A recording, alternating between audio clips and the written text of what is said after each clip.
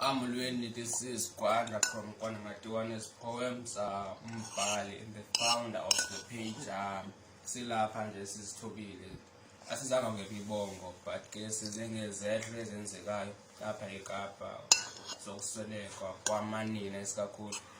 Into ebuhlungu ke ngokuzathi basweleka siphuma kwinyanga yabo.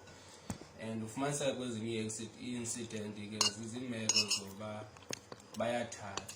In most incidents yabona bayothathwa bayokwenziswa ezinto zemdaka. Silapha nje sile page yabantu siyazile isikhalo zabantu that is ngabantu mhlawumbe siphethe le page siyazibona izinto ezenzekayo, so we do not tolerate yonke into that is imdaka yenziwayo ehlukumeza abantu abangosisi, and especially kwinto eyenzekileyo kasisi osanda usishiya Uyinene.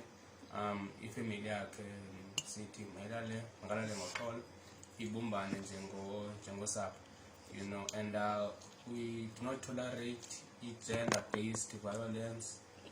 Guys, into ebalulekileyo uba masithandane thina singabantu, and xa sesithandana singakwazi nokuba sikwazi ukuzithetha izinto, yabona. If unengxaki onayo mhlawumbi just communicate ne-friend okanye mhlawumbe nomuntu ocinga uba uclose naye, just because we want to prevent izinto from ukwenzeka, yabona. Into ebalulekileyo ke ngoku is to share this message, because ulutsha funeka sizithethile, especially thina abantu abangokude funeka sizithethile ezi zinto. Yeah, so please share this message and we love you.